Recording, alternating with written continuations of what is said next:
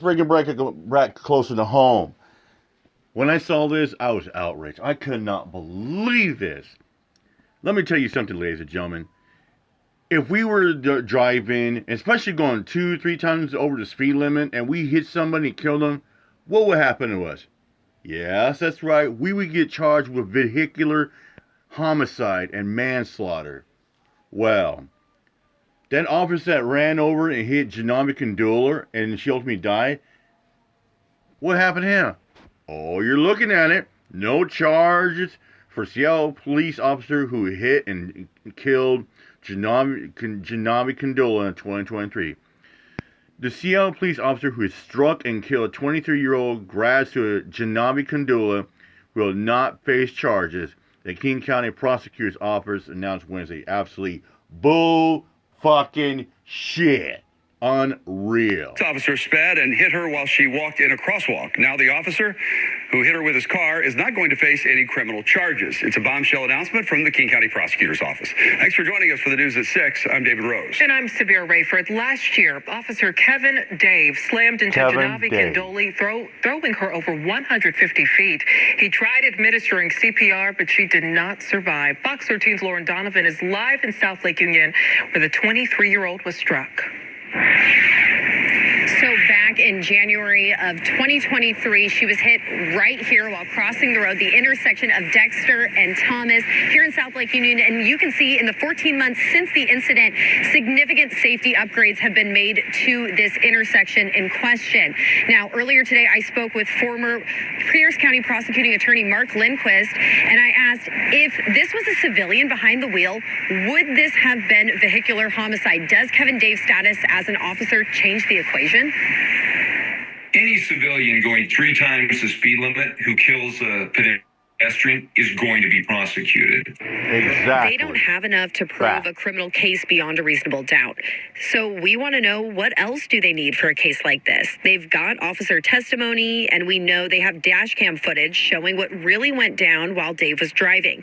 Fox 13 obtained some of the footage showing that he was speeding, going nearly 75 miles per hour in a 25 mile per hour zone.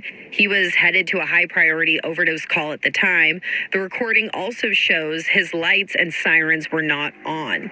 Speaking of footage, in the midst of the controversy, you may remember that another officer, Daniel Otterer, the vice president of the Seattle Police Officers Guild, was captured on body camera footage making jokes about Kandula's death. Take a listen. But she is dead.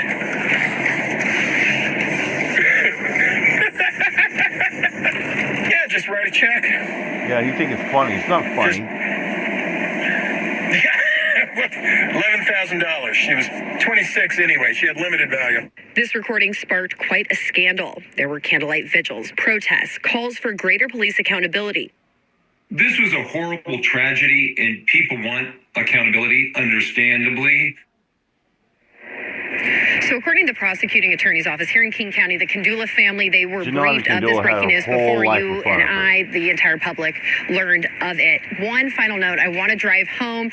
Seattle police have been criticized for doing this investigation in-house. Typically, in an officer-involved shooting, they'll outsource this, have an outside agency step in and do the work. So why didn't they do that here? Lindquist, the former Pierce County prosecuting attorney, tells me the optics of doing that would have certainly been better, but he thinks the overall outcome of the case would have been the same and that no criminal charges would have been filed. We're live in Seattle. Lauren Donovan, Fox 13. You know, I remember James Friedman said a couple months ago, said, you know, police officers really don't care about your life or my life or the next door neighbors or the dude down the street. The only lives they value is their own. And you got the stupid fraud of Dweebs Network and the people that back the blue. They go around, the only lives that matter the most are police officers. Like, you kidding me? It's disgusting out there.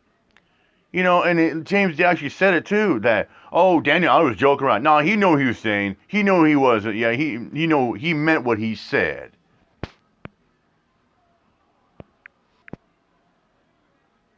Oh, wait, but we got some more on this. Kevin Dave slammed into Jaahnavi Kandula on the corner of Thomas and Dexter. He tried to administer CPR, but she didn't survive. The prosecutor's office says they don't have enough to prove a criminal case beyond a reasonable doubt. But some are wondering whether his status as an officer played a role They say in they don't this have decision. enough. Jay, he was going 3 times the freaking speed limit. What more do you want? It's been taken. She was a brilliant You guys student got the dash with a bright cam, you got the future body and a cam radiant footage. smile. That's how What more do Jaahnavi you guys Kandula's want? family remembers her. I'll tell you why they won't prosecute. They won't prosecute and do nothing. Because you got stupid police officers these days who get away with it. They can just they walk out and don't get slapped. They don't get slapped or raised or nothing. Because you know why they do it? Because they got qualified immunity. It's been nearly 13 months since she was killed at this intersection of Dexter and Thomas in South Lake Union. This was a horrible tragedy, and people want accountability, understandably. The speed limit is 25, but Seattle police officer Kevin Dave, who was responding to an overdose call on January 23rd, 2023, was doing 74. Kandula was crossing the street and allegedly sped up at the crosswalk instead of walking back.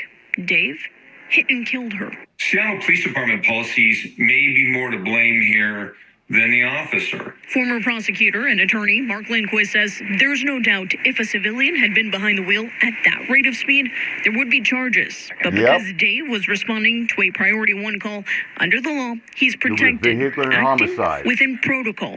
There's The been 10 question to 20. becomes, why was this regular officer on a civilian priority 1 facing. call? He's been with the department since Like I 2019 said, why and is certified as just an called in your charge emergency 'cause medical you got technician. qualified Fox immunity. 13 obtained dashcam video from the night of the incident. He himself performed CPR on Kandula. King County prosecutor Lisa Mannion's office now saying they don't have enough to prove this case beyond a reasonable doubt. That's a blow.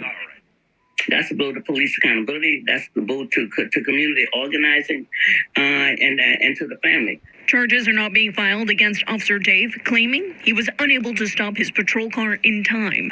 Co-founder of Mothers for Police Accountability, Reverend Dr. Harriet Walden. Yeah, do you know how hard it is to stop a car going 74 miles an hour? I mean, that's why they tell you, like, when you're near train tracks, you know, to always walk both ways. You don't want to be on the tracks because a train goes 60 miles an hour. It takes a mile for a train to stop, to come a complete stop. Has been holding the justice system accountable for the last 34 years. She wants to untangle the policies and look at how officers can be better trained or changed how and when they respond to certain calls. Like some, she says this may not feel like there is police accountability at the local level, Of course there is. but is holding out hope for the Office of They got Police qualified, they can Accountability just do to whatever they finish want. their investigation. People want to see accountability here, and I think they're going to see And it it's in the sickening, and it's civil messed up. lawsuit. According to the prosecutor's office, the Kandula family was briefed of this decision before it went out to you, the community. We have reached out for comment, but have not yet heard back. Back to you. This case garnered national attention for another reason. You may remember that another officer, Daniel Otterer, the vice president of the Seattle Police Officers Guild, was captured on a body camera making jokes about Kandula's death. He was reprimanded and placed under investigation. He will get a hearing in front of the chief next month to determine what action, if any, will be taken. He'll probably just get a little slap on the wrist, couple days paid vacation, typical, because qualified immunity will back his sorry ass up. Yeah. Boy, it's a double down, even triple down, but happy fuck the cops stay. I never sit there and say, oh yeah, back the blue, or hey, back the blue until it happens. No, I say fuck the blue. You know, cops, in my book, cops are, I'm not going to say all cops, but I'm going to say half the majority of cops in this world are fucking pigs. Oink, oink, oink. Yeah.